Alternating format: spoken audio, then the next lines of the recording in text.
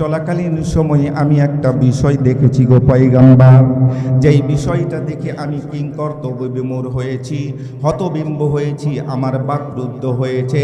আমি এই প্রশ্নটা আপনার সমস্ত সাহাবীর কাছে করেছি, কেউ উত্তর দিতে পারে নাই।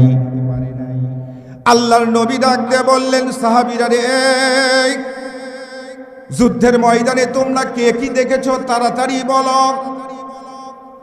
এই সাহাবী ডাক দিয়ে বলছে, ইয়া রাসূলুল্লাহ, ইয়া হাবিবাল্লাহ, তো চলাকালীন সময়ে আমি একটা বিষয় দেখেছি। বিষয়টা হলো, আমি এক কাফেরকে মারার জন্য তরবারি উঁচু করে দৌড়াইতেছিলাম।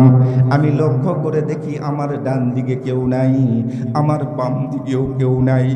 আমি পিছনে তাকিয়ে দেখি আমার পিছনেও কেউ নাই। কিন্তু যেই কাফেরের ঘাড়ের উপর তরবারি চালাবো, তরবারিটা উঁচু করে আমি দৌড়াচ্ছি, হঠাৎ করে লক্ষ্য করে দেখি ওই কাফেরের ঘাড়ের উপর তরবারি চালানোর আগেই তার ঘাড় থেকে তার মাথাটা জমিনের মধ্যে পড়ে গেল। আল্লাহর নবী বললেন, সাহাবীরা রে, তোমরা কি মনে করেছো ক্ষুধার্ত নিরস্ত্র অবস্থায় তোমাদের যুদ্ধের ময়দানে ছেড়ে দিয়ে আমি পয়গম্বর তাঁবুর মধ্যে আরাম করছিলাম?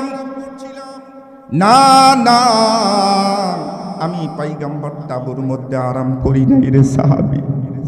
আমি পয়গম্বর যখন তাঁবুর মধ্যে প্রবেশ করলাম, 2 রাকাত সালাত আদায় করলাম, 2 রাকাত সালাত আদায় করলাম, 2 রাকাত সালাত আদায় করলাম। আমি কথাটা 3 বার বললাম, 3 বার বললাম, রিপিটেশন করে বললাম, তাহকিক করে বললাম। কথাটার গুরুত্ব আছে বাজান, এখানে শুনবেন। আমি 2 রাকাত সালাত আদায় করলাম। সালাত আদায় করার প্রাককালে আমি যখন সেজদারত অবস্থায় চোখের পানিটা জমিনের মধ্যে ছেড়ে দিয়েছি, এই চোখের পানিটা জমিনে পড়ার আগেই 7 আসমান পেরিয়ে আল্লাহর আরশে আজিমের মধ্যে ধাক্কা লাগাইছে। আল্লাহ রাব্বুল আলামিন জিবরাইল মারফত পাঠিয়ে দিলেন, জিবরাইল মারফত জানায়ে দিলেন, ইয়া রাসূলুল্লাহ, ইয়া হাবিবাল্লাহ, আপনি সেজদা থেকে মাথা উত্তোলন করেন, চোখের পানি মুছে নেন। আপনি কাঁদবেন না গো পয়গম্বর, কান্নার কোনো কারণ নাই।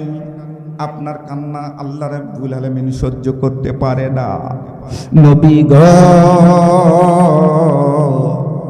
আপনার ক্ষুধার্ত নিরস্ত্র সাহাবা কেরামদের কেবলমাত্র যতটুকু শক্তি আছে এতটুকু শক্তি তারা যুদ্ধের ময়দানে ব্যয় করবে, আর বাকি কাজটা করার দায়িত্ব স্বয়ং